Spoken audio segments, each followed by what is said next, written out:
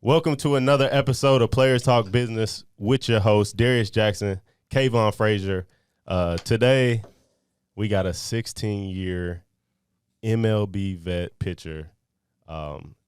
Dallas, lives in Dallas, Michigan alum. No alum.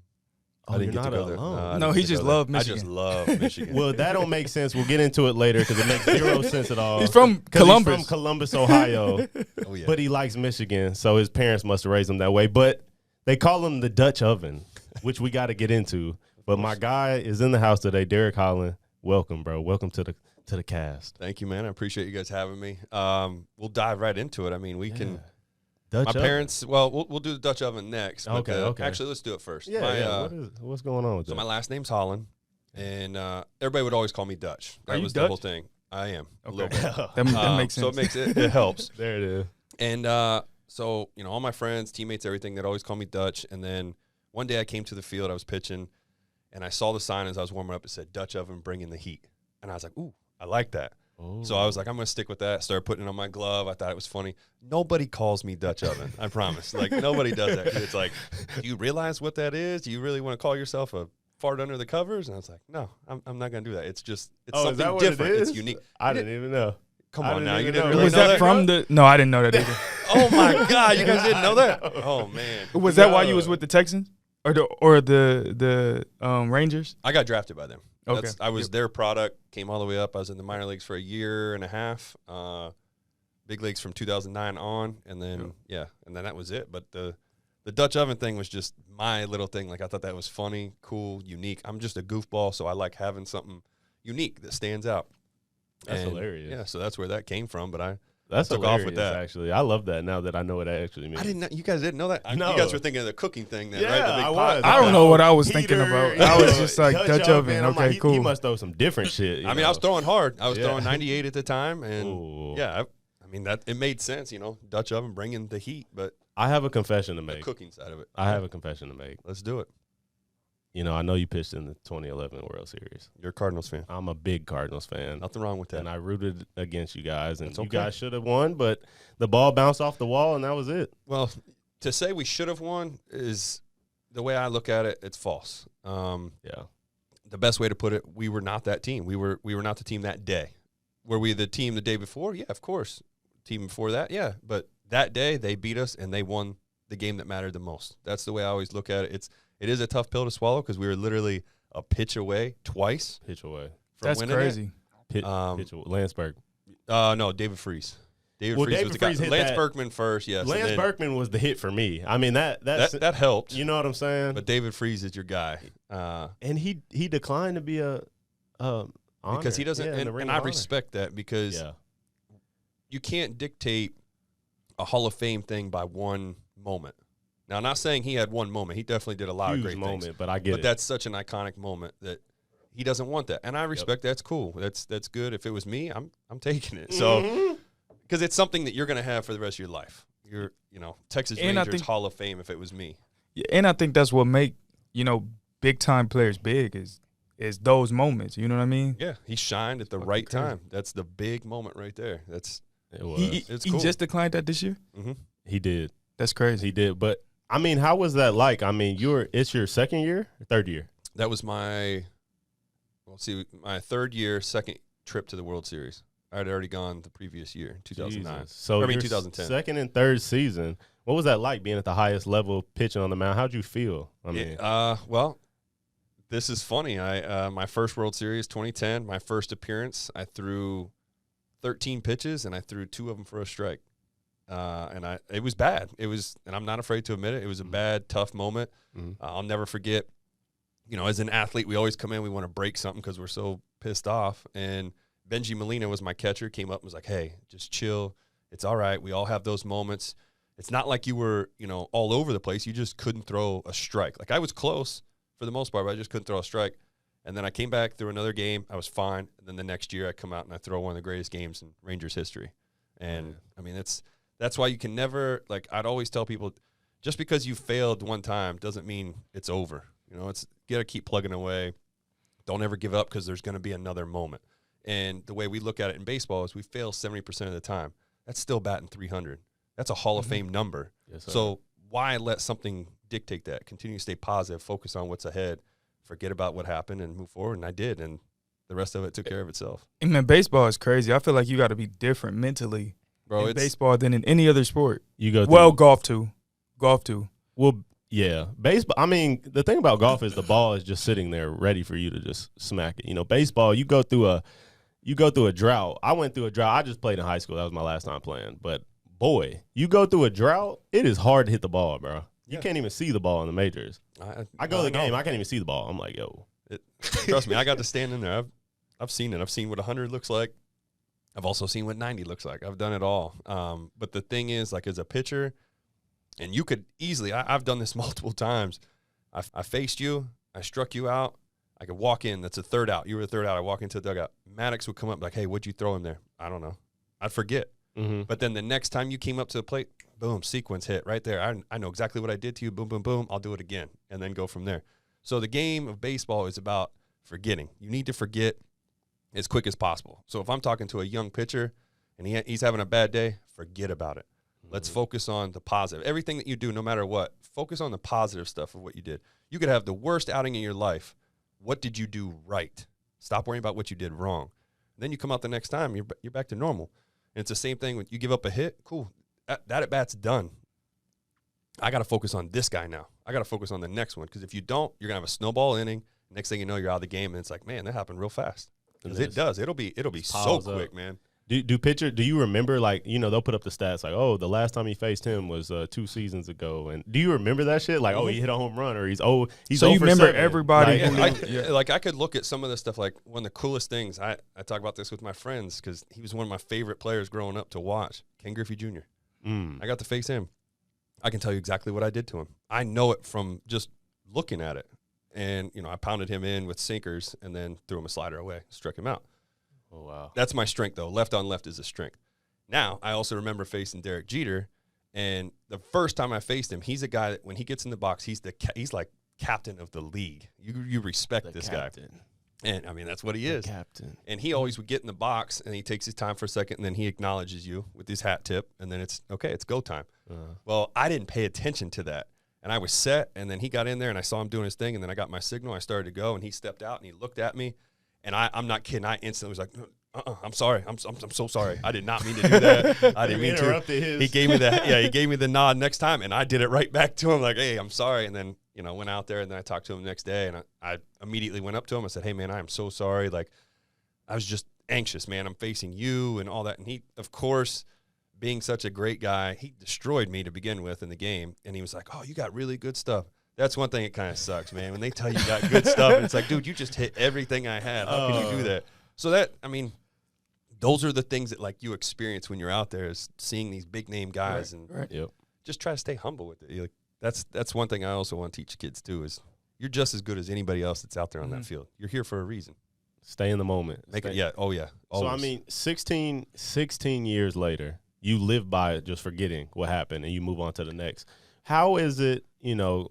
One of my boys is a baseball agent. He was trying to explain to me how you guys get paid and how you need a certain amount of seasons in the show level to even be eligible to get paid. Yeah, you got to go through arbitration. Is all that good stuff. So 7 years? Wait. Explain that. Like, it don't even make 6 years. sense. 6 years. Well, I don't know exactly how it is now. I think they kind of changed it with the new CBA. Okay. But it used to be 6 years of team control at the big league level, and then you can be a free agent.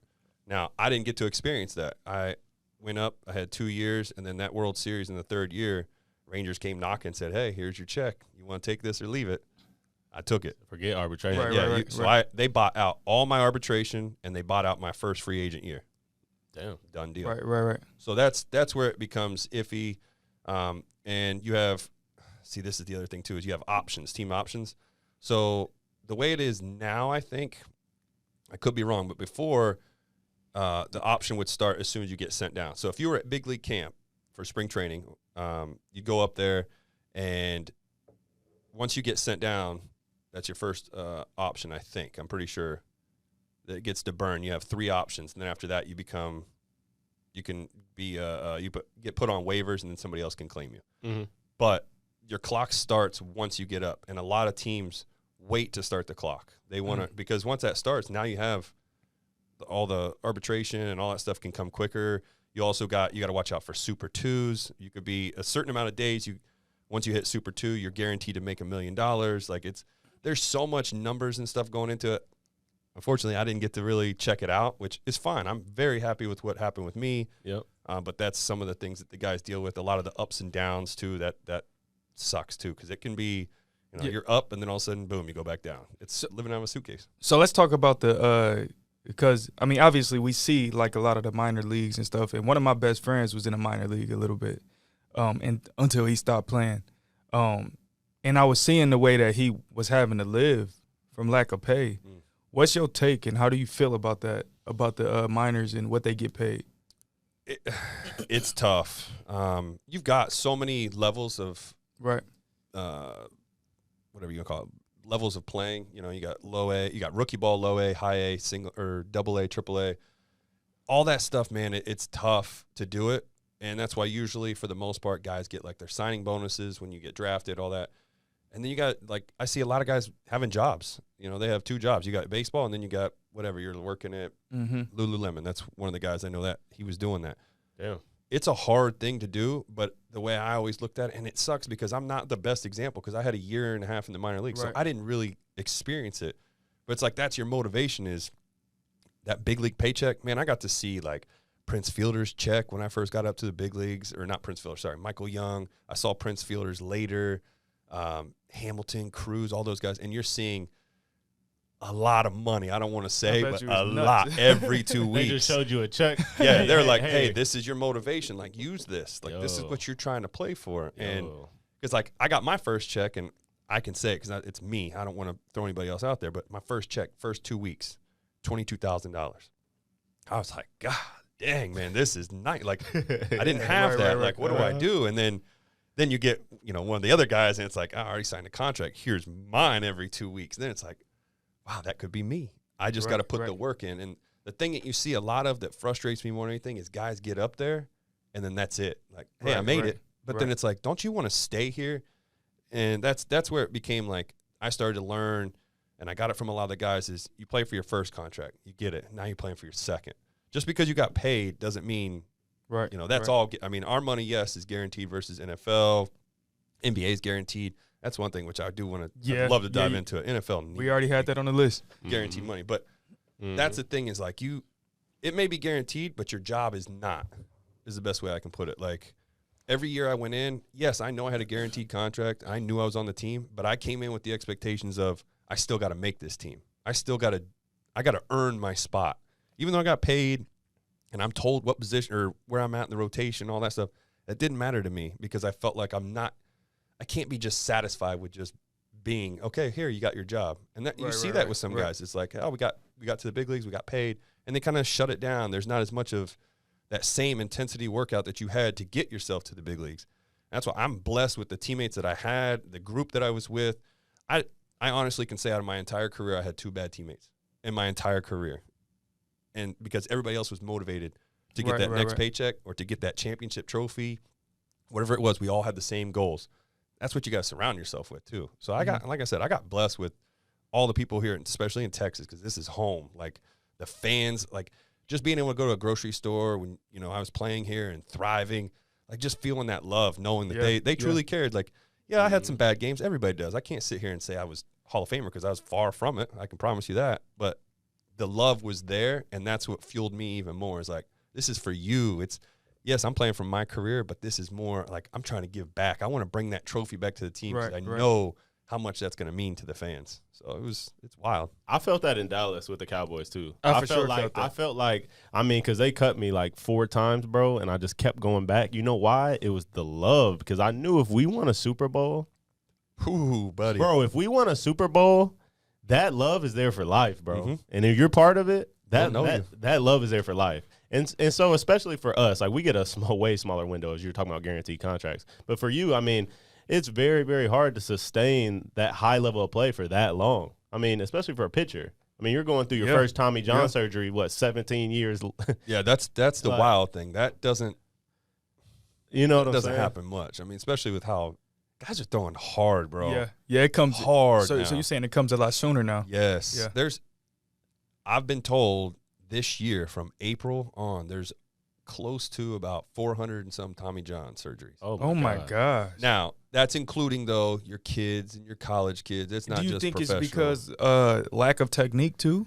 It can be definitely that. Yep. It can also be weighted balls. It can be not taking care of your arm. There's so many things that we could sit here and throw into it. There's not a specific one that I'm going to be like, this is why. Because each guy is different. Like, the way I throw a ball is going to be different than the way you do. And I could do something that works for me, but the moment you try it, you could hurt yourself. Right. Like, if that makes sense. So everybody's different. Same vice versa. It comes back to me. I wish there was a true meaning of it. I was looking at this. For example, Shohei Ohtani, by far one of the greatest players of our generation that we'll ever get to see in baseball. He's now going to have his second Tommy John. He just got hurt? He's already had one before? Yeah, he had one before, like two or 3 years ago, maybe, or maybe even longer. Okay. See, this is where you could be fact checking. and so very true. But so he had that, and then the other thing is I look at it now, I'm like questioning it, like, okay, he was in Japan, never got hurt. Obviously, pitching's a little bit different in Japan. They're doing like a once every 6 or 7 days. And then I start thinking about, like, okay, we've got Tommy John going on here. You got guys doing weighted balls. I'm a big weighted ball guy, so I can't sit here and act like that's it. But it's a phase. Like, it just comes and goes. Then you also look back at the old school ball. There wasn't that many Tommy Johns that I know of that I can sit here and think. I'd have to go back and do more research. Yep. But it's like, what have we done differently from then to now? Besides, the one thing that stands out, velocity has skyrocketed through what it was. I mean, you look at back when Nolan Ryan was playing, he was like one of few that were throwing in the hundreds. You look at it now, almost everybody's hitting 100, it feels like. Right. Yeah. And I'm glad you brought that up. Let's segue into our next thing. It was the evolution of athletes. I was going to bring up Shohei. You brought him up. Yeah. But it's like, Tommy John, just like, NFL athletes, ACL, right? Back in the day, you hear stories, your great-grandpa, your grandpa, man, I blew out my knee. And now right. I feel like that's going to be me the way my legs are. I blew out my knee, and that's it. But now it's like, boom, you take Odell's torn his twice, now he's back again. It's just like the evolution of athletes. Do you think it's just our training? Like, kids are now seeing on social media how to train. These guys are doing ladders at 6 and 7 years old, bro. I'm in the street trying to juke somebody out. Like, that's. I think the training is changing because everything 100%. is turning completely to speed now. You want to throw faster. You want to, you know what I'm saying? More explosive. Everything is speed. You know what I'm saying? You want to run faster and stuff like that. But I think the social media is messing people up too. That's definitely. It's I'm definitely with you on fucking It has that. a people up. big influence because you got – It helps. You get your name out there. You get seen. But I want to go back to him with this is like, because I'll be working with him, is you look at, he's going to dissect me. How am I going to make you better? Back in the day, they didn't have that. They didn't have the technology to be like, oh, well, he needs bigger legs, or, his arms are real big. Let's try to trim him down a little bit. Like, working on different things. Yep. That they didn't have that back then. So you have that now. So you have way more technology. Guys are also, we got supplements and everything that we can take to bulk us up. Yep. You look at the difference of when you guys played football to now, even though it's a small time change probably. I don't know when your last years were, but I guarantee the players are different. I look at my first year, 2009, and I look at now, guys are bigger, guys are throwing harder, everything. So, and I mean, strike zones are shrinking. Like, there's different factors compared to back in the day. Like, you think about for football, this is one of my favorites because as I wanted to be a quarterback. I love that. I didn't get very far at all. You were I a quit. lefty. You were like a – Yeah, I was a Mark Tua Brunell style? Mark Brunell. I had to throw that. You said Tua style? He's a lefty. Mark Brunell, Bro, he though? could. Hey, that's a I'd like legend. to think that I That's could be like legend. a Michael Vick. I ain't close to that. That dude could run and he could sling it hard. But I can throw a football. I definitely can't run like that. But you think about that. Like, look at a prime example: quarterbacks. You can't even hit them now. You look at it's changing. You just touch him. Like, if Yeah. I walked up and I just bump him after he just threw the ball, first down. Here we go. Yep. You look back in the day; those dudes were boom, arm bar, clothesline, whatever you want. Them guys are flipping and nothing. Yeah. So, But I at the think same that time, it changes. was less injuries back then too. I mean, That's why I'm saying, how is that possible? It's kind of – but in the quarterbacks now, it's weird how everything is changing because the quarterbacks now is the majority of quarterbacks is all running quarterbacks. Have you noticed that about the which league? is good. the I love evolution of the The game. evolution of the game It changes. You Yeah, want it's that. crazy. You want a guy who is mobile.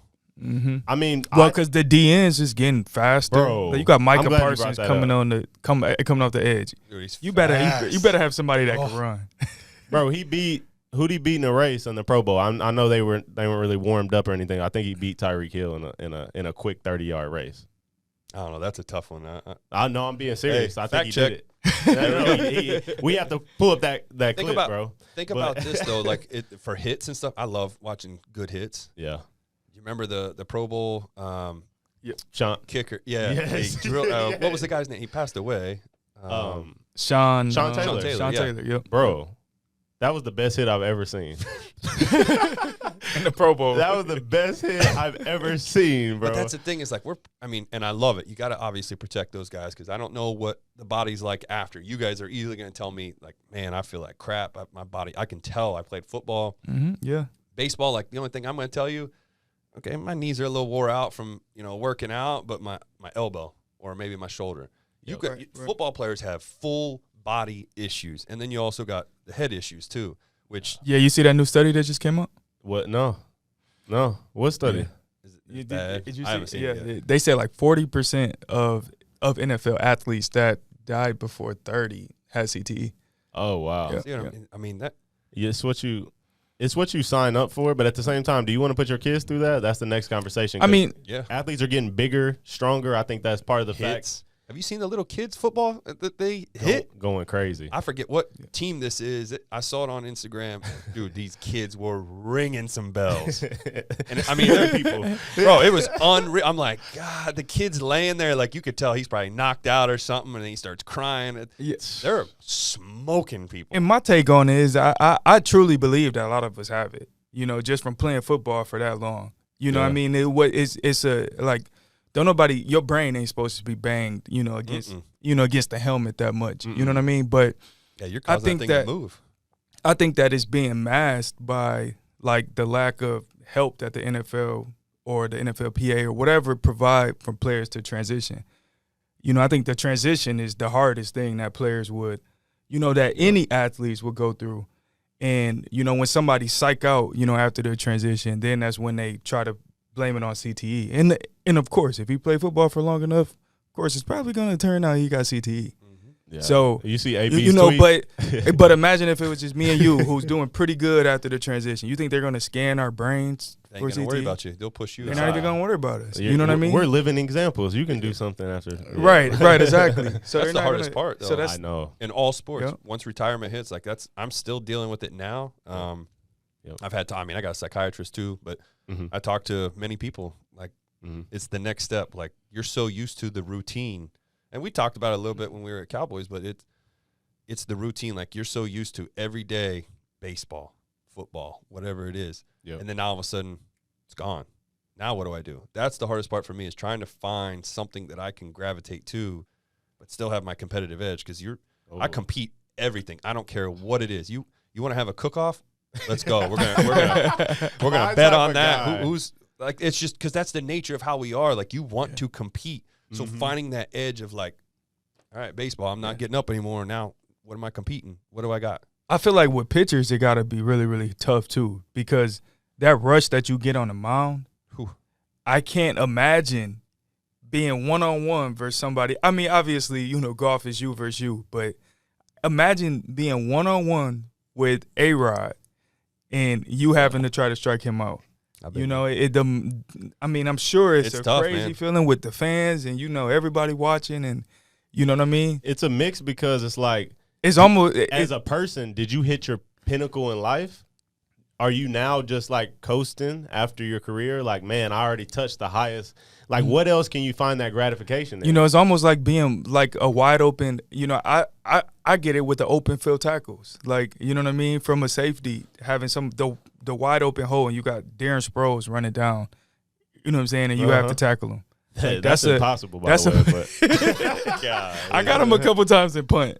That's pretty impressive. That's pretty impressive. But I'm sure that's a really, really tough transition from having this rush, this adrenaline rush, every single game almost, to now it's like, where do you find that at?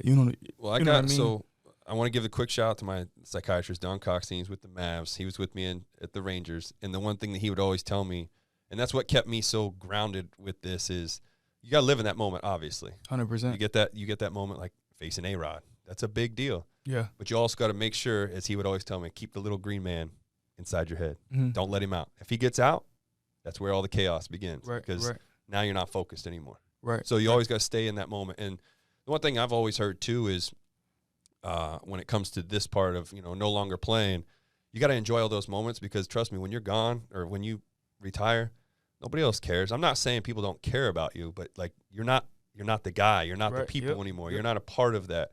So like you got to enjoy, like I've always heard, enjoy those moments. And I didn't think anything of it. And then now that I'm on the verge of, retiring, it's like, man, I'd give anything to be back in that locker room. I'd give anything just to be out on that field in front of the fans and do all that, because it's gone, bro. You don't have that. There's no joy like that. You're no longer a person. Like you're just a player anymore. You're just a regular dude walking around the street, which I love it. It might sound bad for me saying that, but that's how it is. Like you enjoy those moments because you were getting attention. You were getting everything. Like you were enjoying it, living your best life. And not saying I can't now, but it's different, man. When all that stuff's gone, it's gone. There's you don't get to go back into that. You go to the store and people still say anything to you? Like every once in a while, yeah. I mean, I'm such a sociable guy, though. Like I talk to everybody. The only time I ever get really bothered is like I'm a single male going on a date or something. If somebody came up and was like, hey, can I take a picture? Can you sign? Now, that doesn't happen very often anymore. But, man, it would when I was playing here. Yep. Or if I'm out with my family. Now, this has happened a few times, is going out to dinner and, like, somebody would stop us and say something to me. And, like, it's like, man, I'm with my family. Like, I really do appreciate this love, and I'd love to take care of it. Can you wait till I get done with dinner or whatever? Like, let me enjoy my moment with my family. That was the only thing. Yep. Now, you look at somebody like Dak. That's big time. That dude ain't getting to do anything. Like, can't imagine. I'm not even close to what he was. Even when I played here, I'm nothing like that. I'm glad you brought him up too, because I want to touch on we can dive into that Lance. too. Yeah.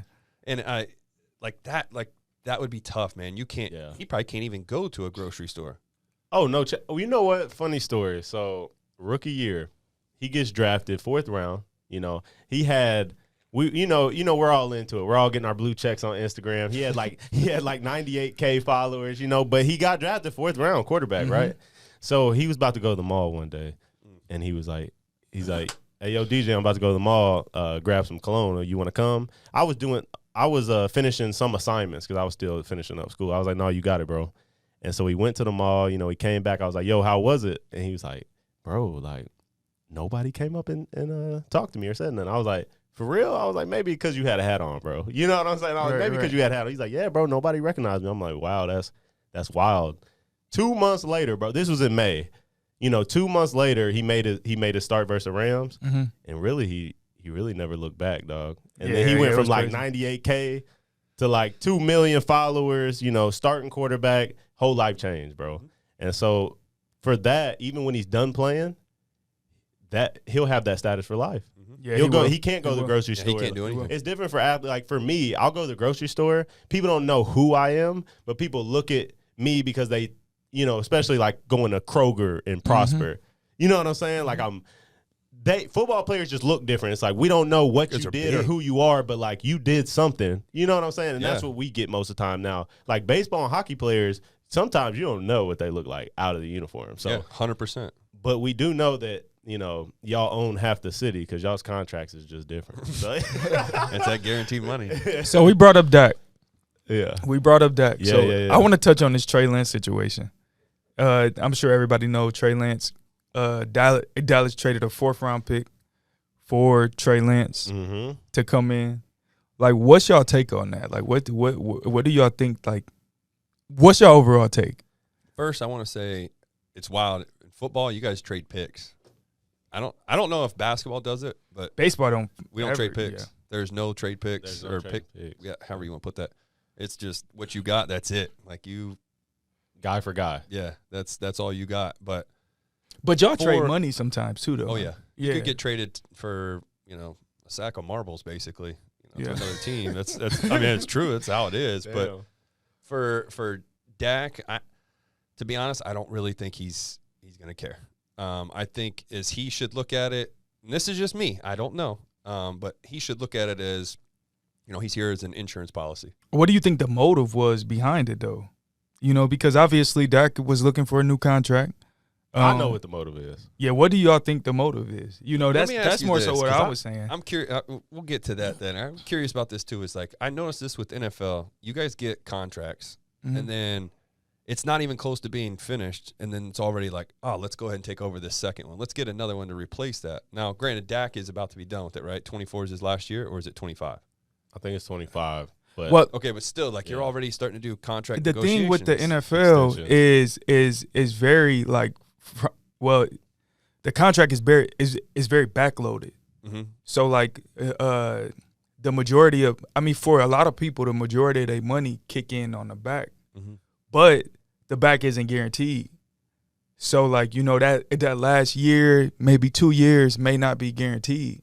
So that's where the teams is looking to try to replace them, but the players is looking to try to re-up to get those years guaranteed. I got you. That's what I was always wondering. So that's the problem with it. I'm not sure with that contract. I'm pretty sure his is pretty much guaranteed. His last year may not. Like they may have. So sometimes they'll like transition some of your money into like a signing bonus to free up some cap space because you can spread the signing bonus over like a certain amount of years. Yeah. No, I get that. Yeah. So. He may be coming into a year to where he might not have a lot of guaranteed money, and that's probably why he's trying to re-up. But the Cowboys just, it's almost like chess a little bit, in my opinion. Like the Cowboys, like, now we have leverage because this is a former first round. You've trained with Trey Lance, so this is a former first round pick. You bringing him in to back up Dak, who was, a fourth round pick, who's had a great career, but is it living up to what everybody is? To what he got paid. You know what I mean? So he is. I feel like he's done. Yeah, he hasn't won any playoff games and all that. No, he does. He's won one. He's won one. Okay, he's got one. He's won one, right? He's won two, right? He's in his 8th year, though. That's not a lot of games he won. Right. To be paid. You know how many games the Cowboys have won since 2000 in the playoffs? The only reason why I know is I'm a Browns fan, so I got to find this out. No, I grew up here as a kid, and I wasn't a Cowboys fan because they sucked. Four playoff But that got 2. Since 2000. He got 1 or 2. He might only got 1. Seahawks. He only got 1. Fact check. Seattle Fact Seahawks. check. Jesus said 1. Yeah. We were part of the last playoff win. We lost. No. The last playoff win.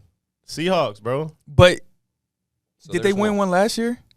They won one last year. Yeah, they won. They so beat the he's got 2. So he got 2. They beat the Bucks. So he's got 2. So there you go. They beat 4 since 2000. And Dak has 2 of them. Okay. And Tony Romo has 8 years? Yeah. 8 years? That's not good. That's not good. So I know what the motive was. The motive was directly. But he's not your backup, though. Towards Dak. He's lighting a fire up under Dak. Who do you think that made the Dak move, had though?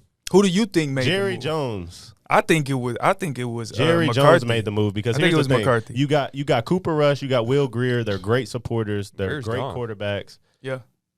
At the time. Yeah. Who's pushing Dak? Cooper. Bro, look at his numbers. Bro, Coop is a great quarterback, but who's pushing Dak? No one. I love Coop's my guy. I golf with Coop. I mess with Cooper Rush. He played at Central Michigan. I played against him in college. Coop is my guy. I played with him in college. He should have a job and in the league for 16 years. He's very smart. I'd love to just shake his hand. He did good. A coordinator. Great job. We should get around in. Yeah. But he's not pushing Dak though for the job, and it's just because of the intangibles that like the game's evolving. You need a mobile quarterback. You know what I'm saying? So you think Trey's going to be pushing him? So here's the thing.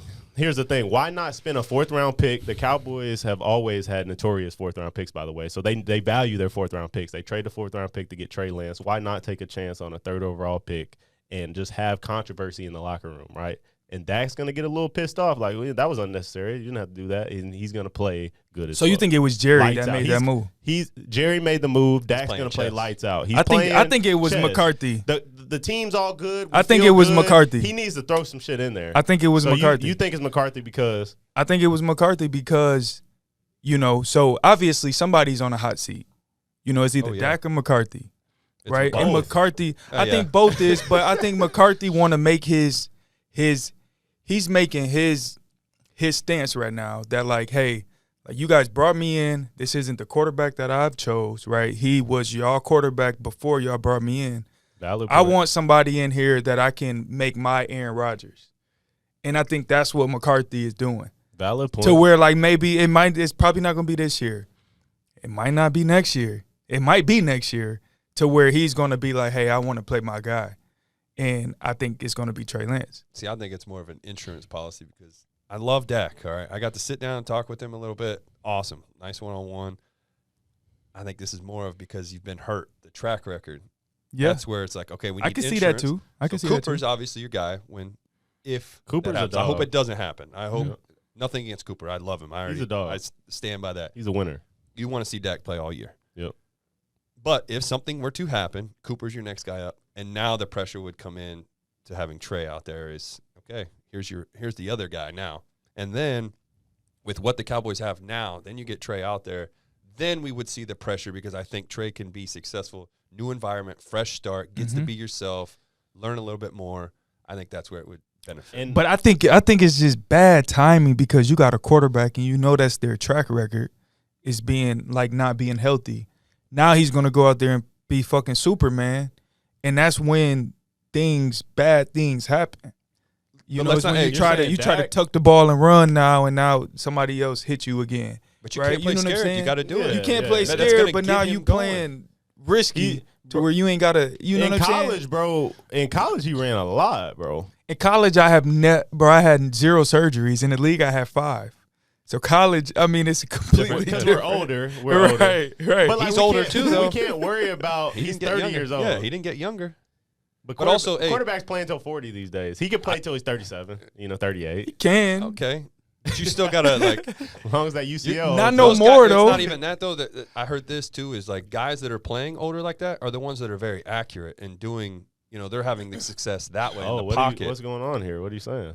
No. Hey, Dad, you're going to get me in trouble, man. But my also thing, too, I that get now what that I you're think saying. about it is Yeah. Trey's also been hurt, too. So I Yeah. can't really say that that's like the true motivation of, hey, you got Trey here to push you, but at the same time, he also doesn't have the best track. He's my friend, too. I love that guy to death. He's such a good kid, works his ass off. He's humble. Yeah, Yep, very. yep. But at the same time, like, I'm sorry, you got a track record, too. Like, trust me, I was guilty of it. I was hurt for 3 years in a row, and I knew right then, there's my track record now. Everybody thinks I'm not reliable. Injury prone. Fixed it after that. So hopefully that's what can happen to him. Same thing with Dak. I hope to God Dak has a healthy year this year and a very successful one. Yeah. Except for if they play the too. Browns. But He's gonna. The Browns. Yeah, the Browns. I got to throw that out The there. Browns, you know what? We'll get to that. We don't have to worry about that. But Dallas. yeah, no, I just think Jerry did that to cause a spark in the locker room. Which is good. Because sometimes you just need that controversy to get you going. And watch Dak have the best year he's ever had. Just watch. Kellen Moore's gone. He just called the last game offense coordinator. He's got the keys. So you think they're going to let him call the game? He's got the keys. He can call something off and call his own plays. That's what I think. Yes. I'm with you. 100%. I know they're He praising might him. call his own shit during the game from time to time. I'm not going to say he's running. They're praising him because of, he called the game for Greer. I get it. That's cool. They are. I mean, Greer went 29 for 35 and had like 300 yards, 2 touchdowns, went crazy. And they Just still remember- cut him. That's fucked up. Because somebody had to go, and Yeah. Cooper's not going. Yeah. Cooper won a game for him. You got to also remember, this is a business. Yeah. Same Yeah. thing. No matter what sport it is. They always tell you, don't make friends with the owners. Well, it's a business. I get it. That's just how it is. I still stand on. I think this is a move from McCarthy. Bro, they not for us. If your job on the line, he going to quickly blame the QB. I want to bring my QB in. You know what I'm saying? He gonna bring Trey Lance. Yeah, but you can't. I think he going to bring Trey Lance in. And Sometimes next year you're it's not going to gonna- be it's- McCarthy. Huh? McCarthy will probably be gone if the things don't go. If they don't make the playoffs this year, he's gone. I mean, they're going to blame either him or Dak. So it's either he's going to Not only It's make gonna the go- playoff, they're going to have to reach the NFC Championship. You think so? Yes. Okay, Their defense, that's true. they have I can't argue all that. pro cornerbacks. They have Micah Parsons, They got a who strong might have defense. 20 sacks. I'm not even exaggerating this year. He might have 20 sacks this year. Watch out for Miles. D-Law. J. Lou. And Miles Garrett. They just ran a Just first throwing round him out pick, there. a first round pick in the Miles is a defensive good tackle. dude. I know. He a little First corny round. though, but Man, chill on my guy. Hey. Chill on my guy. That's an animal, bro. yeah, that's steroids as a person. Stop it. I'm not gonna lie. So my second year in the league, I tore my ACL and I was with the Browns, and that was Miles' rookie year. And so I spent a lot of time in the weight room, bro. He was doing 5 sets of 10 with 405 like it was just child's play, bro. That's Dude's different. steroids as a person. But he sucked at pool. He sucked at pool, by the way. But anyway, bro, I think Dak and the Cowboys are going to have to make the NFC Championship or major changes are coming. We know why they got Trey Lance. It ain't no insurance policy, yes. McCarthy, very valid. I like that point. Some pressure. But at the end of the day, I think Jerry Jones is like, I'm going to throw some fire in there. So record, projection, what you think? There's 17 games now. I'm going 12-5. Okay. For the Cowboys? Mm-hmm. 11-6. Okay. I go 11-6 too. 11 I go 11-6. Yeah. I'm going 12-5. I think they're going to be a number 2 seed. It's going to be them and the Eagles. That's who you got to watch out for. Oh, my God. The Giants too, though. Y'all sleeping on the Giants. Giants, my sleeper team. The I'm not a Daniel Giants Jones fan, can't but throw. I'm sorry. Yo, yeah, but he's you got confidence. He's got security now. You got the best tight end in the league, Darren Waller. You know that. Second. Travis Kelce. Okay. Yep. Yeah. No, you're right. Second. Yeah, he's second. I would put him above a couple. And then they made some moves. They made some I'll tell you who we need a sleeper to talk about since he wants to keep bringing up the Browns. It's definitely not the Browns. It's the Steelers. The Steelers are a major sleeper. People don't know they made some great offseason moves. Kenny Pickett is here now. The quarterback throw with a glove on. I can't respect him. Kurt Warner did that. Yeah, that's what I told him last week. I don't know Kurt Warner. Whoa. That's before my time. That's just like talking about. Bro, come on now. Bro, we were like 7 and 8 years old, bro. That's not before your time. 7 and 8 years old, exactly. To stay with the Steelers. That's 20 years ago. Stay there. That's over 20 years ago. I'm trying to think. Coach's name. Mike Tomlin. Never lost. Never been under 500. Never been. He's a great. So that's coach. the one thing that helps. I think no doubt, Hall of Fame coach. As much as I hate Pittsburgh, they are a threat. I think the Browns are going to be last in the division. That's where you're wrong. Deshaun is going to have an unbelievable year this year. He's going to come back. He's going to come back. I think he's got the weapons. Yeah. Strong backfield. He got a full offseason, full time with the team. I think you're going to see. Now, I'm not saying he's going to be elite. You know, he's not going to be number 2 quarterback or anything like that because obviously Mahomes is on his own pedestal. But he's going to do. I can't take him serious anymore. Who? Deshaun Watson. I don't want to get into that. I never thought. I just can't look at him and take him serious no more. But you got to look at the weapons. And one guy that this is just me showing my Michigan love, and I really think he's going to have a breakout year too because Elijah Moore and Amari Cooper are going to kind of. There's not going to be. Those are 2 great wide receivers. Yeah. But Amari Peoples Cooper Jones, is good. Yeah. Peoples Jones is the guy to watch out for. I'm Side telling note, you right now. Why are you a Michigan fan? Born that way. My brother was my brother was a Michigan fan growing up, so I looked up to him. He's 6 years older than me. I followed everything he did, and then finally, as I got old enough, I actually understood the rivalry, what was going on, and my brother switched to Ohio State. How do you do that? He ended up going to school there too. Oh, okay. I mean, you were from Columbus, so yeah, and I mean, that's kind of weird how he just like switched. Yeah, well, because they were better. Yeah, and to be honest, I was very close to. I love running backs. I love guys that can just. Big Zeke fan? Just not. I did. I liked him a lot. As much as I hated him, I liked him. I'll never forget two things. First one was Maurice Clarett.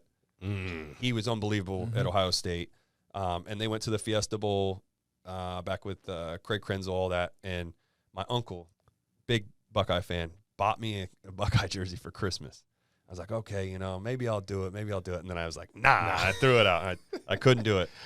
Then I go to Michigan, Ohio State games. I've been doing it for the past 8 years now. Every game? Yeah, every time they play against each other, I get out there. That's what's up. And I'll never forget, I was on the field. I get to go on the field at Michigan. They'll take good care of me, which I'm so blessed, thankful for, thanks to my buddy that's up there. Crazy. Got me out there, and I'll never forget, it was Braxton Miller and Zeke, 1-2. Zeke got tackled right in front of me on the sideline by the Michigan. Hold on. Is this like 20? This is, 2015? 15? Yeah, they're destroying destroyed us. Michigan at home. Yes. I get it. It's a sensitive subject, bro. We've lost like 17 of 19 years or whatever. No, but they got their ass whooped. I know. So he gets tackled, and it's right in front. I thought he was going to take my legs out because it was wet. So he slid. He got right up in front of me. I'm in my Michigan gear, decked out, ready to go. And I just kept my hands crossed, didn't say nothing because they're destroying us. And then he just got right in my face, flexed, started talking shit. And I was like, God dang, I can't do anything. Like, one, he's a specimen, so I'm not going to say anything. Same thing happens again. Braxton Miller gets tackled over there, and he starts chirping at me. But then all of a sudden, the Michigan guy starts chirping. Hold on, you ain't say nothing? You just had your arms crossed? There's nothing I'm going to say. Like, what am I going to do? We're getting our asses handed to us. Like, yeah. Okay. good for you. Like, hey, see you later. Right. Like, I can't do anything. But then I finally got to watch at Michigan. That was my first time actually seeing it in person. Michigan beating Ohio State.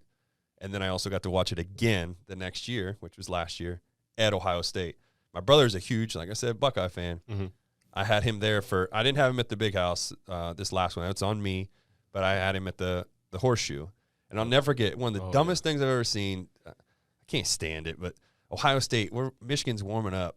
And this is where I knew, like, game's over. We won. You guys can check out. Day takes his team and walks across the field. They're all in their suits and everything. I respect that. But they're just standing there, and Day is just staring at Harbaugh and Michigan. I was like, okay, like, I get it, the rivalry, whatever. But I was like, bro, this is so tired what you're doing. Like, going across the field while we're warming up. Like, what kind of tired act are you? Like, go do your shit somewhere else. Like, I get it. We're going to clash when we come out of our tunnels and like they do at the big house. But that was so tired. And they're all, like, trying to talk shit and doing all this stuff. And I was like, yeah, you right there. And Michigan's just doing their things. Like, I'm watching JJ throwing passes and Ronnie Bell, all those guys, they're doing their own thing. I'm like, this is unbelievable. Like, we're about to just throttle you. And we did. Won by 22. It's crazy you talk about that rivalry. Yeah. It's crazy that it's the biggest rivalry in college football. Because when I was growing up, I was a Michigan State fan until the they little didn't brother. offer me. Little brother. Right. Until they didn't offer me, and then I was like, fuck them. But you say that, and I don't want to take it away, sorry. I tried to come to Ohio State to play baseball. And they told me they don't recruit junior college players. And I was like, bro, this was my moment that, like, I can talk this way, but I was leading in the top 5 in almost every category in JUCO for the most part. And I was like, you can't, like, I just want to come home and play in front of my family. I didn't want to go to Michigan just because I still wouldn't see my family. I'd see them when we played Ohio State, but I wouldn't get to see my family. If I'm in Columbus, I'd stay at home. He's like, yeah, we don't recruit them. I was like, all right, gives me another reason to fucking hate you guys. Right, exactly. Well, they heard you were a Michigan fan, bro. Well, they didn't know that. But it's funny because after the World Series, I ran into one of the baseball coaches, and he was like, man, I think we should have got you. I was like, no, you shouldn't. You're good. We're good. We don't need to do that. But growing up, the Michigan and Michigan State game seemed like, in Michigan, it seemed like the bigger game than the Michigan and Ohio State game. In Michigan, it felt like the bigger game. I mean, it's the battle of the state, but yeah. So y'all value the Ohio State game? 100% more. That's crazy. I mean, don't get me wrong. I mean, it was a phase where rivalry. Michigan Like State used to beat Michigan ass. It was a phase. We can look at it. In that 2000, it was probably like between like 2000. When they had like Le'Veon and them boys? Yeah, when they had Kirk Cousins, Le'Veon, Trey Waynes, all that shit. The only quarterback that was notable for Michigan is Shoelace. But he didn't chop shit in the league. Henny was really good. John Navarre was really good. But that's what I'm trying to say. Like, Henny and Brady. J.J. McCarthy and Brady, these prototypical quarterbacks, but then you had somebody electric in there, and that's who I remember. Denard Robinson turned Michigan up. He's been one of my friends. I talk to him all the time. Oh, he was one of my favorite quarterbacks. I went up to the big house. I could probably pull it up on my phone. I'll show you. And I threw the ball to him. Like, me, and he was running a route for me. I'm all decked out in gear. Like, I go there, like, I go all out, man. I have so much fun with that. And I remember throwing the football with him. I was like, dude, this is like one of my favorite quarterbacks at Michigan. And I loved the way he was. And the thing that killed me, I was like, did you really not tie your shoes? He goes, nope. I didn't think it was real, but yeah, he didn't have them tied. They're just pulled kind of tight. And he that's about it. Yeah. On my recruiting visit, we went and partied at Ann Arbor because Ypsilanti, Ann Arbor is like 10 minutes. And I remember we went to this club, and man, I bumped into this dude kind of hard. Like, bumped into a guy, and I turned around. And I was about to apologize, and it was Denard Robinson. He was like, "Hey, bro, my bad, bro." I'm like, "Bro, don't apologize to me. I didn't even know who it was." Like, bro, no, I'm gonna apologize to you. But that was just who he was, right? He ran Michigan though, being. bro. Like, if he ran Michigan, that's one of the nicest dudes you'll ever meet. Super humble. Dope. Everything. I was a fan. I was a fan before, and after that moment, I was like, "No, I'm coming to Eastern Michigan." If you could sit and talk to him, I promise you even appreciate him more. Like, it's unbelievable. He shares everything with me. We've talked about Michigan, like what he's gone through, and I would talk baseball with him. Like, he made me feel like I actually was a part of the team. Is the best way to put it. Like, he made me feel like I was one of those guys. That's what's up. It's super cool. You going to the game this year? Oh yeah. Just save me and Kay a spot. That's like by Thanksgiving, huh? It's the week always before right Thanksgiving. after Thanksgiving. Yep. We might not be able to go. But it's the week before or after. After. Like, it's the last Thursday. game, right? Yeah, Thursday, Thanksgiving. I fly out Friday. Okay. Game Saturday. Save us a table at Moxie's. so we can watch the game and see. Oh, we'll take care. They Let's talk about We this can do that. Moxie's yeah, deal. yeah. So Like I did not even know that you were a part of that. yeah. So I got involved. Obviously, being a fan, I'm a sports guy. I love all my teams. Very passionate. One of them's Dallas Stars. So I go to the hockey game. I'm always decked out. I love it. Owner invited me to come up. Gallardi. I go up and talk The to Dallas him. Stars owner. Dallas Stars owner. Okay. I go up and talking to him, and he's like, "Hey, we're gonna go to Moxie's after this. You should come out with us, have a couple drinks." And I was like, "Why not? You know, I got nothing to lose. Why not? Let's make some fun out of this." Go out there, and then all of a sudden he starts talking. He's like, "Yeah, we're gonna possibly open up another one." And I was like, "Oh, dude, I want in. This is one great food, great scenery, you know, all the good stuff." So I was like, I definitely want in. He invited me into it. He's like, "Let me get connected." Got connected, and then now here we are. So I got to be a part of it, and it's been awesome. They're great to work with, awesome people, very passionate fans too. They love their sports. It's a Canadian restaurant that they brought down from Winnipeg. Okay. And then what's cool is they'll bring the waitresses down from Winnipeg, and then they help out and get everything. So you get like a true Canadian vibe while you're there. And then obviously they'll train, you know, the women here or the whatever is working there. And then from there, you know, it becomes their thing. Like, did you guys eat poutine while you were there? No. No. Right. It's What is it's like cheese curds and gravy or syrup and something. I can't do it. It's a Canadian dish for sure. But so you got the one in South Lake, Miami, Dallas. I think they're going to be making a couple more. I'm trying to think of where else we are, but And you're not it's active, basically huh? hockey towns. What do you mean? And you're not actively. Are you kind of like a passive owner? Or are you active? No, I'm just a investor. Investor in Yeah. it. And I go up there and hang out, and it's always, every time I go, it's a vibe. Yeah. It's always nice. So That's what's up. That's fucking crazy. That is. we just try to, like, at the end of the day, you know, baseball has put me on a platform to where I can do so much and get to be around so many things. But at the end of the day, once it's gone, you want to make sure you made an impact or 100% helping yourself in that aspect. Because, again, money is everything, whatever. But at the same time, you want to make sure you're taking care of your money and taking care of, for me, my family, taking care of those that are around me, you know, that kind of thing. Being an entrepreneur, are you passionate about it? Or Always. You are. I'm always trying to find ways to make more, ways to just get involved in helping others, whatever it may be. I'm always constantly trying to find something else because it's like we were talking about a minute ago, like retirement's knocking on the door. It could be happening this year. It could not. Who knows? I got to see how I feel. But at the same time, I got to start looking ahead. I got to look at what's next. What can I possibly be doing next? So keeping myself busy is helping out a lot when it comes to that. What are you looking at now? Like, what are some things that you're thinking about investing in, or what other investments do you have? Well, I know it's a it's couple. more of That's more private. Yeah, you know what I'm saying. I got to keep some of those quiet for now. Once I retire, then it's out there. I'm putting it out there. I don't care. But right now, it's just more of, I love the restaurants. The one thing, I'm a huge Peaky Blinders fan. And I don't know if you guys ever seen it. A lot of people, a couple of my boys is like, "Yo, watch it." I haven't seen I turned it on, and the language is just got me kind of. It's hard to follow what I was told to do, but I'm always locked into it, so it's different. But like for the most part, if you put the captions on, like you'll you'll understand. You'll be able to follow along a little bit more. For it, and I'll turn the captions on. You put those on, it'll help you because it does get tough. Their accents are very tough. Like you wait till you get going a little bit farther, it's a little tough.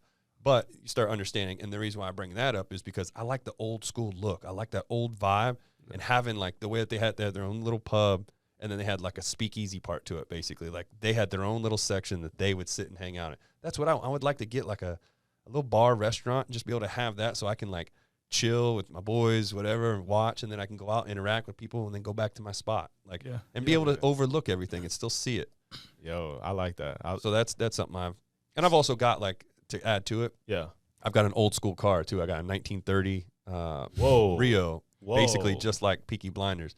Bought myself the suit. Like I go all out, bro. You also got a hold Bentley. on. Yeah, I got some other toys, but We also got a Bentley. So for Halloween, are you about to pull that out and wear the suit? no. So Halloween, I go all out, and I'm big into costumes. And like one, I do it for another purpose, which is with my foundation, which I know we'll end up diving into it. I go and see kids at the hospital and I dress up. I've got 2 legit movie quality Batman costumes. I'm a diehard Batman, everything. I did have an Iron Man. That was my other character that I that's love. That's my guy. Because I wanted to have one of each. I wanted the DC and I wanted the Marvel. Iron Man, this is so ridiculous, but my legs got too big for the suit, so I can't fit in it anymore. So I had to get rid of it. Oh, it's a legit. It was legit. Like I had the mask, like I could be looking at you, and then the boop, it just pops up. Yeah, it was. I got the helmet still at the house. Bro, let me try it on. The legs and You stuff, got rid it's of it. gone. I already got rid of it. gone. Yeah, I got rid of it Damn, because I can't fit That's in legendary, it. So bro. I almost did put it on a mannequin and just let it sit You somewhere. should've. But Yeah, I was like, screw that's it, pretty man. dope though. So you have legit Batman suits, and you go to the hospital. Yeah, I go to the hospital, see kids. I'll do the voices for them. I go into like Children's Hospital, I think, or Cook's. One of them has like a studio. I go in there and get on the mic. They'll put the camera on me or whatever, and then they'll turn it off, and then I'll do like Kermit or Mickey Mouse or whatever. Just So to you get the can kids do going. those voices. Oh yeah, 100%. Do a Batman voice. I can't do Batman. I don't do Okay. Batman. Do Kermit. The Kermit would be. Tell me about the name of your foundation and Hold on, I'll do that. I need a quick drink 'cause it kills me. Let's hear it. Let's hear it. Well, see, here's the thing. I've started the 60 Feet 6 Foundation helping kids with cancer. It's a very sensitive thing when you see these kids and you're trying to help them. You want to distract them, take them away from everything that you possibly can. It's very sad times. And so I'll do that, but then the kids, they see it. That's crazy. And what makes it so unique and so cool is, so like if we were using the camera, you would see me, but then they would cut it, and then they put Kermit's face up there. Now it's just his picture, and then I start talking, and the lines would light up, and they'd be like trying to call down and talk and all that. It was cool. Yo. So that's like, to me, and this, I guess we could kind of dive into it. Yeah, yeah. But talking about like when you go to the kids' hospital and stuff, I know it's like the Cowboys, you guys got to probably do this too. And it changes everything for you. You get a wake-up call. And for me, I'll never forget, and this is where like I got my brother involved to see it. And I try to get anybody involved, and it's hard. What people don't realize is when you go there, some of these kids don't have a chance to make it past what they're doing. So I told my brother, I said, hey, we're going to go upstairs. This floor that we're going to be on, this is a tough one. Like I'm telling you right now, some of these kids might not even make it to Christmas. Some of them might not make it after. Some of them might make it. You don't know. But it's a very like tough time to go in there. So I go in, and when I got in, I start goofing off. I don't want these kids thinking about anything. Just who's this random goofy guy? Like they don't care who you are. They don't care that I was a baseball player or I won a World Series. Nobody cared. It's more about the kid sees it as he believes in me. He knows that I can get through this. He knows. And so we got in there, and the one kid that I was seeing that at that time wasn't going to make it, is what we were told. And I took my brother in, and he got like maybe 3 steps in, started crying right away. He's like, I can't do this. I don't know how you're doing this. And I got him. I walked in, talked to the kid, and I came back out, and I saw him crying. I was like, hey, man, you just got to be tough. You got to be the tough guy. No matter how hard this is, you have to be the tough guy because it's about them. It's no longer about you. It's no longer about what you do, how much money you got, none of that. It's about them. So we walked around, did a couple more. He couldn't do it. And I know it's not an easy thing. And like you guys as athletes, you've got to see it. You got to see how these kids are. And that's where I was like, okay, I got to do this like for myself, for my foundation. I want to do that because no kid should ever be dealing with that. And that's where like I'm trying to tie this into my foundation is I got to meet a kid by the name of Briggs, and I became extremely close with this kid. This kid literally would go at one point. So I had knee surgery. We started talking. It was like, hey, I'm going to rehab this. You're going to get through this. And then once the season, like, because I got hurt before the season, I was going to come back and pitch in like September-ish. Yep. And so I'm motivating him. He's motivating me. This kid would do his chemo treatments, play 9 holes of golf, and then come over to my house and hang out. I was like, man, this is unbelievable. This is motivation like no other, like for me and also for him, because like I'm seeing him do all that, and here I am complaining because maybe I got a cold or I feel, I feel weak. So that opened my eyes a lot more. And then everything started going great. And after that, I made my first rehab start. I told him I was going to leave. I got to go back down. I got to do the rehab. I went to Round Rock, did my stuff. It was like a month long. Came back, and I was getting ready to do I want to say it was my first appearance, and then I got the first call from his mom beforehand. Said, hey, he's not going to make it. Can you please come in and say goodbye? And this is where it's hard. So it might take me a second, but I go in and this kid's like, he's on his deathbed, bro. It's tough. And I apologize, man.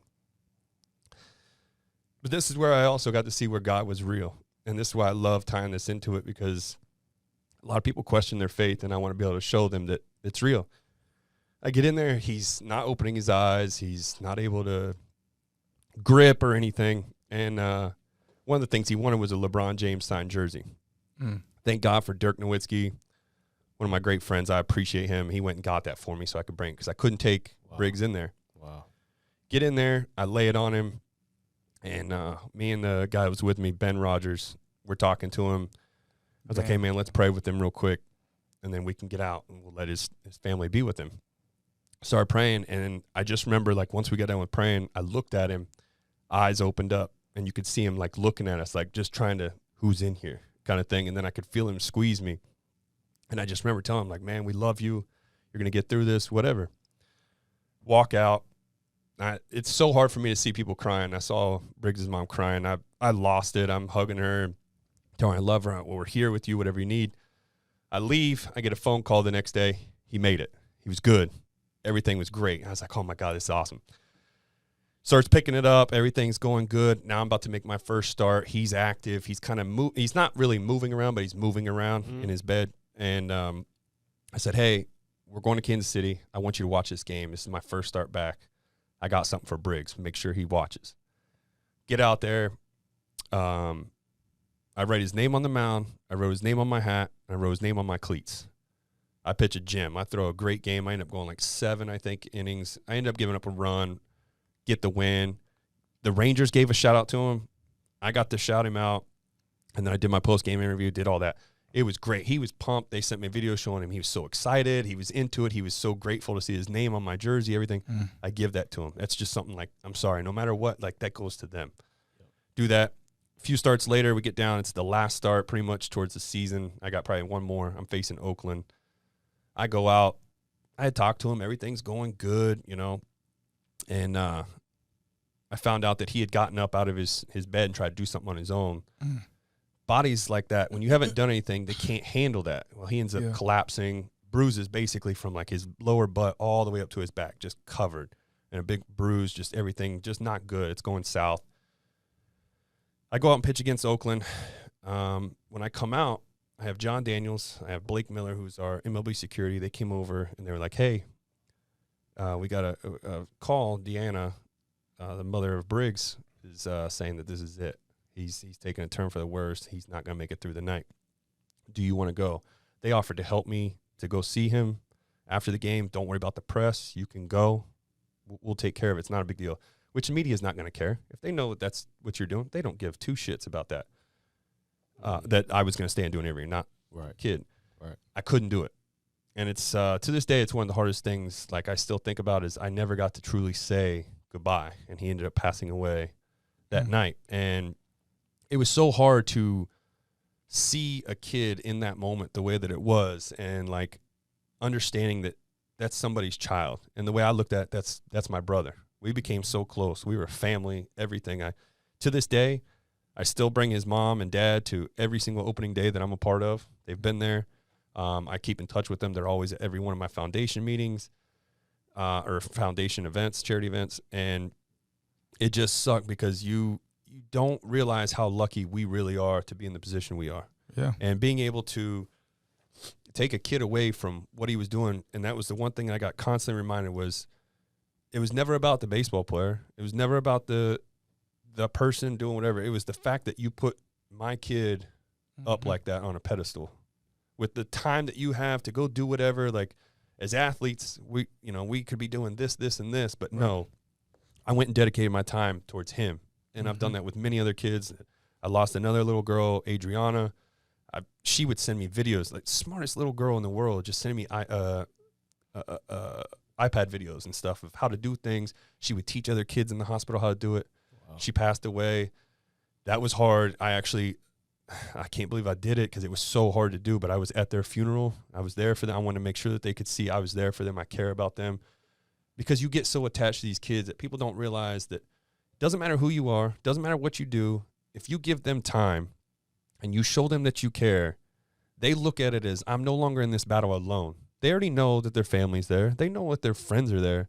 But when they see a random Joe Schmo come in there and showing them love and taking them away from what they're doing, it changes everything. It gives them that extra boost, as I could put it. And, you know, sometimes it's not going to go our way, but if we can be there for these kids and help them, it's going to make a huge impact. And now I'm working with another little girl, Ariana. She's going through brain cancer, I think is what she. And I had lunch with her not too long ago. She couldn't even remember some of the stuff that we were talking about. And it was like, man, you're only like 12 years old. Like, how that shouldn't be happening to you.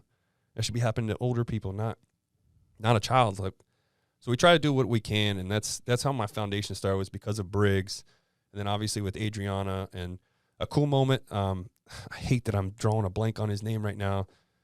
He came and spoke at my foundation when Adriana couldn't come because of the COVID stuff, which that pissed me off more than anything. Is this little girl's dealing with already enough cancer stuff, and they wanted her, they wanted her, if she came, to get tested. They wanted to stick nasal swab up her. I was like, no, bro, she's done plenty. She don't need that. Yeah. This is for her. You should think about that.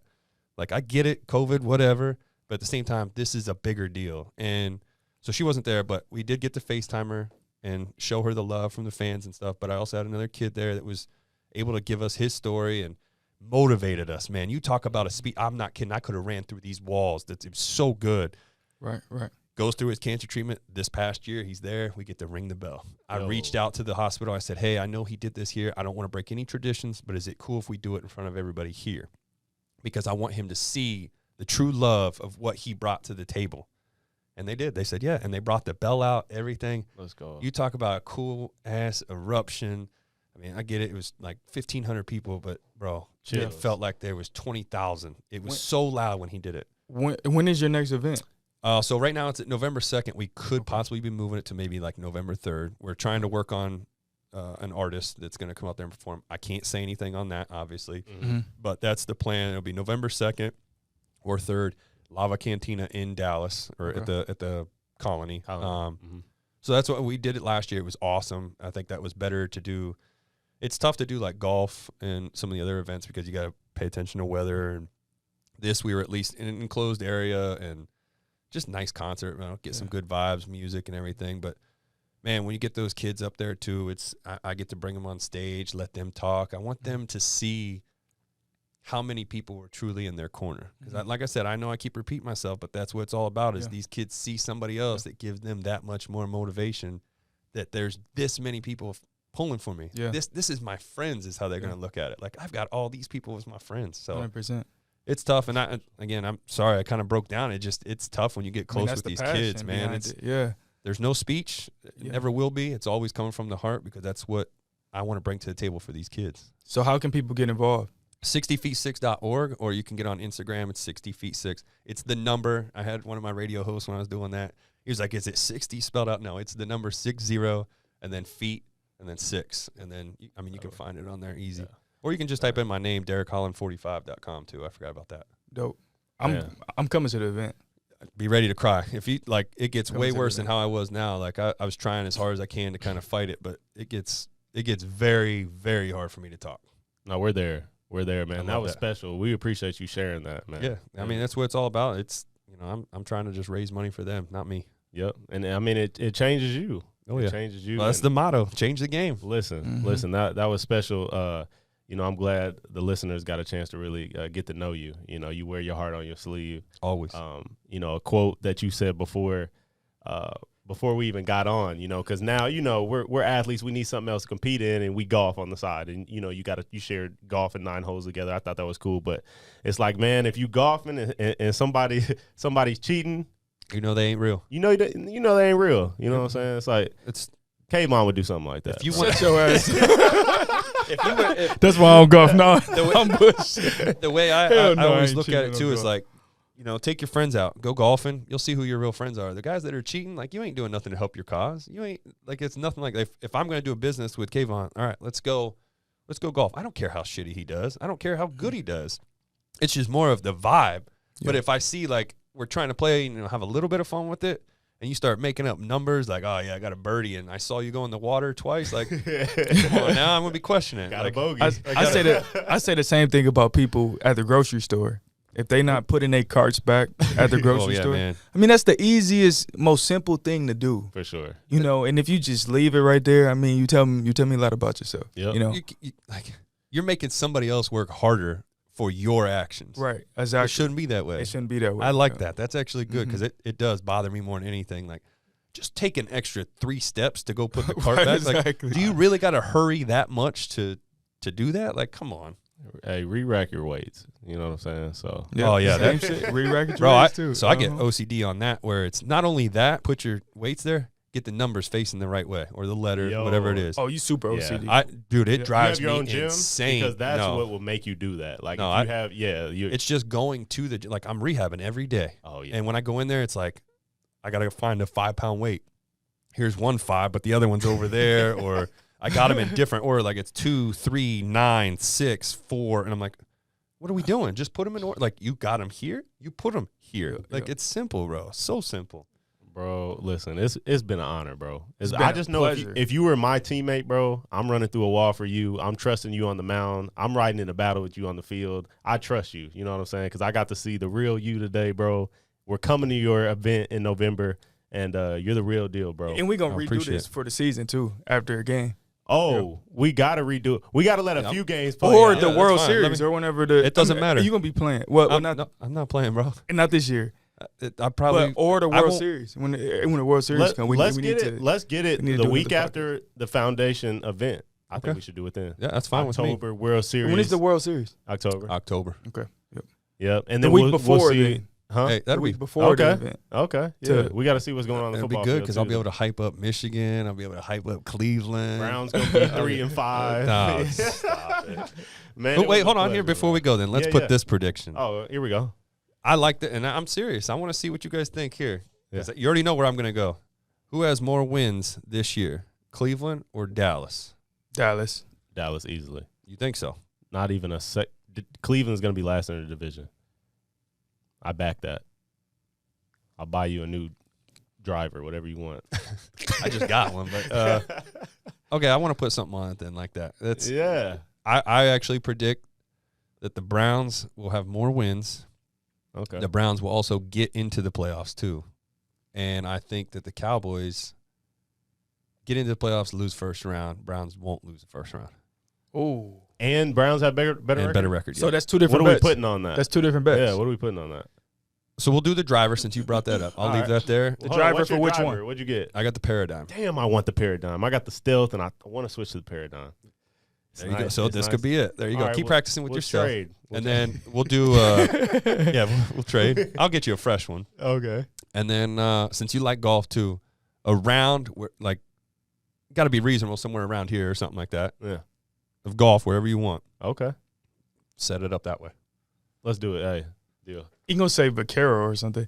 Well, I don't know if I can get it has to be somewhere I can kind of get on. I can't. Have you ever golfed in PGA of Vaquero? America. No, because you got to have played like there? you got to have a You gotta member. have a Vaquero's PGA America's public / Is that the private. one in Frisco? Yeah. Okay, I haven't been able to play. You'll be. I won't be able healthy to by play. No, I can't play until mid-November or December. then. That's perfect timing. Weather's going to be about Cold don't bother you? 63. No. Okay, good. No, I'm from no. Ohio, so that don't bother me No, at all. I'm good. I'm good. I I bust played out ball little in heaters. Michigan. So- no, that's true too. And so what bet is which? So, So we're the gonna wins- do, yeah. The wins is Wins your is driver. the driver. Okay. Yeah. The The playoff. playoff. first. We should just say is the whoever round. goes the farthest. Okay. Yep. So whoever if goes- I let's say Cleveland doesn't make the playoffs, Cowboys do, then you win. You get the round then. Now. No, you would get the round. If Yeah, like you're Cleveland didn't get into the Got playoffs, it. Dallas gets in. Got it. I lose. So it's whoever gets the farthest. Okay. So you got to obviously make it to the playoffs. So we got this shit on tape. So That's a deal. And then by then you're going to be ready to join in. yeah, You better start practicing, You're bro. getting lessons right Start. Yep. I mean, I respect. days a week. This is my only thing. I do need to hurry. now. Yeah. The with lessons, it's all on you though. You got to you dictate your own swing. Mhm. Like somebody's going to tell you how to do it, but you have to find your swing. There That's it how is. golf works. Hey, I fuck with that. November. November We'll give y'all update. It's going down. Appreciate you. I appreciate you guys having me here, man. Most def. Thank you Until so Yeah, I much. next time. appreciate you, bro. For real, thank you. Thank you.